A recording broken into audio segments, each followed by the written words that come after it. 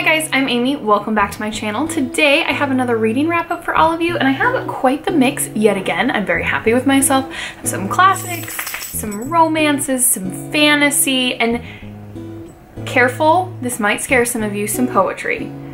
I don't think it's the best poetry ever written by any means, but some poetry, so that's something, especially for me. So if you're interested to see the books that I got to, then go ahead and keep on watching. The first book I have is Lord of the Manor by Jean Carmichael. This is a reread for me. This is one of those just like really tiny PG rated Regency romances that, as you can see, is very well loved because I've had this book for a very long time and have read it more times than I can count. Honestly, I couldn't even tell you how many times I've read it. And this is about Althea, who is taking care of her deceased cousin's little girl, and she's taking care of this little girl at her family home, in which the Lord of the Manor, or I forgot his name, Keswick, is not at until just one day he shows back up and decides he wants to be a part of this little girl's life. And it's about the two of them really not getting along very well. And I can tell you, hate to love tropes are my favorite. If you're looking for just like a really sweet little romance, this one's fun. There's a little bit of action in it. It's nothing special, but it's one of those just comfort reads for me, and I definitely needed that. We will move on to the poetry next, and as I mentioned, I almost never read poetry, and I also know that this poetry is not that well loved by many people, but a lot of people do really like it. But I gave it a shot, and that is The Sun and Her Flowers by Ruby Kaur. I read Milk and Honey last year and thought it was just fine, and unfortunately I did prefer Milk and Honey to this. I just found this to be maybe a little bit of the same old. There were a few things that I connected with to some degree, and I do love her drawings in it, which I know some people don't. And this is not really much of an opinion, but I read this poetry collection and it was fine enough. But if you guys have some poetry recommendations for me, please let me know, because in the world of poetry I am completely lost, and I only have one other collection of poetry on my shelves that I haven't read yet, so I could use some more recommendations. And The Sun and Her Flowers, like I said, I didn't enjoy it as much as Milk and Honey, but I don't know if that means a lot to begin with. The classic that I read this month is Howard's End by E.M. Forster. This is a book about two families. The first family is the Schlegel family, which has two sisters and a younger brother, and they are independently wealthy and very much intellectually minded. They love the arts and philosophy and discussions such as that. They go to lectures, etc., and they come into contact with the Wilcoxes, who are also wealthy, more wealthy than they are, but are very capitalistic and materialistic, and they own a business, and they're all about bringing the world into the new era, as this book is pre-World War I. And so the Wilcoxes have cars and they love all these new things happening in the city of London, whereas the Schlegel sisters aren't so sure. And it's about the relationship between these two families.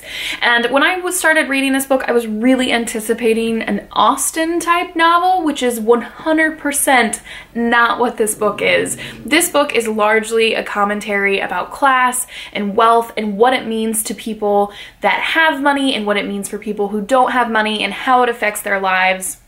And I found that conversation in itself very interesting, but the characters themselves I didn't connect with a whole lot. They're not very likable characters, and that's not why I didn't enjoy this. I do enjoy dislikable characters, but I just found there to be very little development within most of these characters, and I would have liked to see a little bit more of that. But the writing in this book is very good, and like I said, the commentary on class and wealth and everything that goes into that is very interesting. So if that sounds intriguing to you, give it a shot. But if you're looking for like a romantic Austen type classic, this is definitely not the book for you, so don't make the same mistake that I did. But regardless, I still enjoyed it. I didn't love it, but I did like it. I also picked up a very popular romance at the moment. This is a contemporary romance called The Wedding Date by Jasmine Guillory. This is about Alexa, who is a black woman who is the chief of staff for the mayor of Berkeley, and Drew, who is a white man who is a pediatric surgeon in LA, and they meet very serendipitously in an elevator that is shut down, and Drew convinces Alexa to be his date for a wedding in which his ex and his best friend are getting married. And this is about Alexa agreeing to go on said date and then pretend to be his girlfriend when he has a little bit of a slip up, and about them then trying to carve out time for each other despite the fact that they live in separate cities. This book has been hyped up a lot, and I think unfortunately for me the hype was a little bit too big because I enjoyed this book, but I didn't love it. I really did enjoy the biracial relationship aspect of it. I've not read a romance like that, so it was really nice and new to read something like that, and I enjoyed both of the characters, and I really liked things like Alexa was not this teeny tiny little mini woman. Like, she had curves and cellulite, and I liked that part of it, but at the same time, like, it was just meh. Like, I wasn't super excited to get to the end. I wanted to finish it, but I wasn't like, oh my gosh, I can't wait to see what happens between the two of them, which was a little bit unfortunate, but it was cute and a little bit sexy, and if it's something that sounds interesting to you, I think you should definitely give it a shot because people have really been enjoying it, but it did fall a little bit flat for me. And I finally got around to reading a book that has been on my shelves for I think over a year now, and that is Assassin's Apprentice by Robin Hobb. This is a very, very popular first book of a trilogy called the Farseer trilogy, and this is about a young man named Fitz. So we follow him from the age of 6 to about 13 in this book, and he is the bastard son of a prince of this, like, I think they call it the Six Duchies, yes, which is this kingdom. And so they bring Fitz into the fold because it's very obvious that he is the bastard son of Prince Chivalry. And this is about his life within the castle. Initially, he's living in the stables with the stable masters, who was Prince Chivalry's right-hand man, and eventually he ends up being trained as an assassin because the king is under the impression that we might as well use him to our advantage so that he doesn't do anything against us. And this is just about Fitz's experiences, his life in the stables, his connection with animals, his schooling, the people he interacts with, and the fact that he really doesn't have a name because Fitz means of son, so it's kind of like chivalry's of son, bastard son, essentially. And so that sort of becomes his name, which I found that whole concept of a person that doesn't have a name very, very interesting. And I liked this book. It took me a little bit to get into Robin Hobb's writing style, but I did eventually settle in and really enjoyed it. But I think I expected more to happen in this book.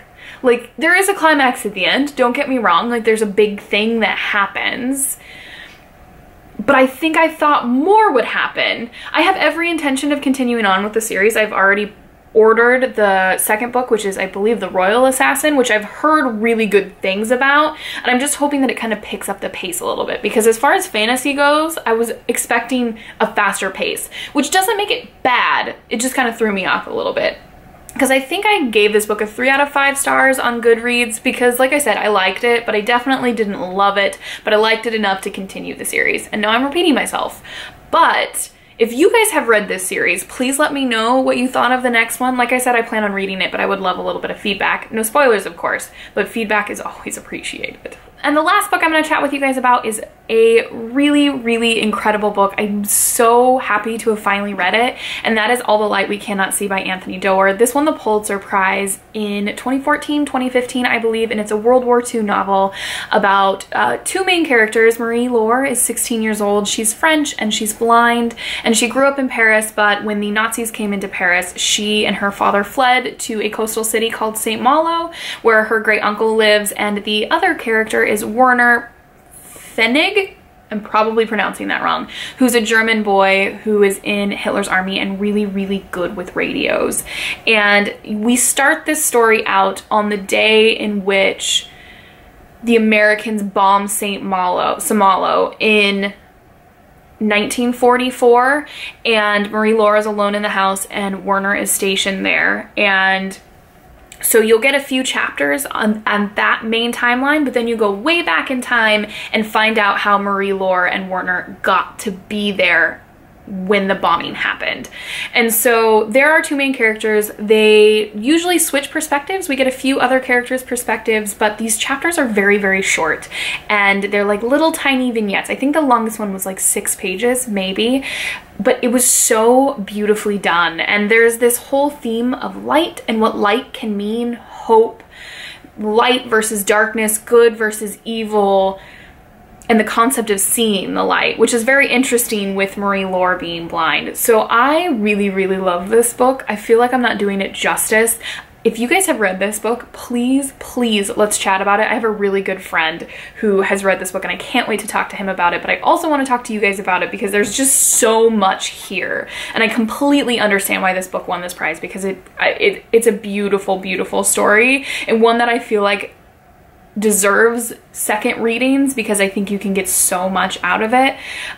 But if you guys enjoy historical fiction, World War II, literary fiction, and just the perspective of Marie Lore as a young blind person, I found to be fascinating and very eye-opening. So I couldn't recommend this enough, and so happy to have finally read it. Alrighty guys, there you have it. I am so rusty when it comes to filming. It feels like it's been forever since I've done this, so please bear with me while I try and get back in my groove, but we're just gonna go with the flow because like I always say, that's the theme around here. We go with the flow. But what have you guys been reading lately? Anything really, really awesome that I need to know about? Please let me know, or if you just wanna say hi, that's always great too. But if you guys liked this video, please like it, and if you loved it, please subscribe, and we'll see you in my next video. Happy reading. Like, just keep digging. Dig that hole. Keep digging. Somebody take the shovel away from me, please. What are you doing? You gonna lay down? Oh, you gotta get comfy. Oh, forgot her name. Helen. Ha! Millie has an itch.